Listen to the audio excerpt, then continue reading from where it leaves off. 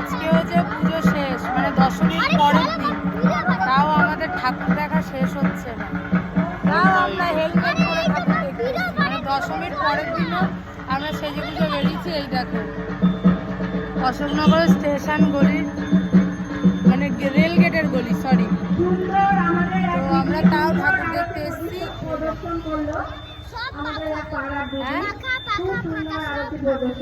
সব পাখা, ম্যাক্সিমাম এবার পাখার প্যান্ডেল হয়েছে।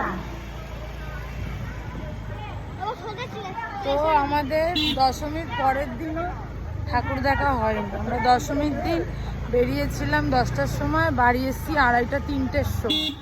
তো আজকেও আমরা ঠাকুর দেখতে বেরিয়েছি, যে কটা প্যান্ডেল পাবো সে কটা দেখবো। আমরা অশোকনগরে একটা প্যান্ডেল বাদ রাখিনি, তাই না? ওর আমরা 4টে মানুষ, একটা হেলমেট,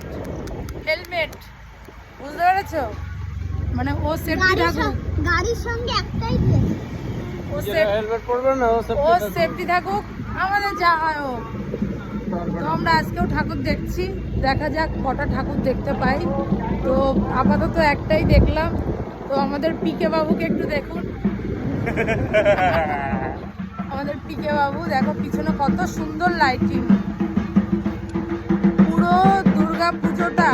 মানে এই দেখো, এখানে আমার বরণ করছে মা।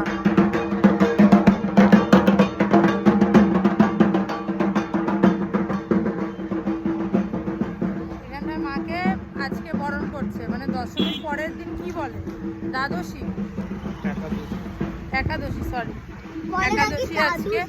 তো অনেক জায়গায় আজকে ভাসানো যাচ্ছে। পিছনের প্যান্ডেলগুলো দেখো, আজকে দেখাবো তোমাদের পুরো প্যান্ডেলগুলো।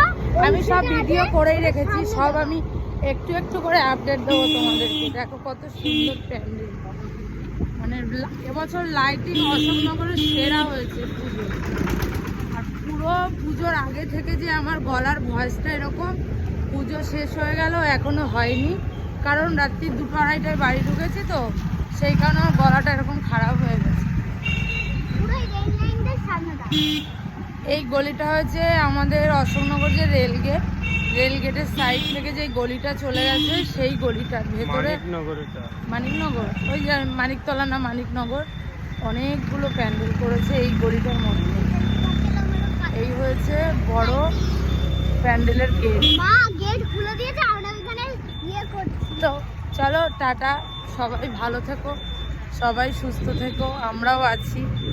ঠাকুরকে একটু প্রার্থনা করো আমরাও যাতে একটু সুস্থ সবল থাকি, কারণ আমরা থাকি না তো সুস্থ, সেই কারণেই বললাম। তো সবাইকে টাটা। আমার বড় মেয়ে যে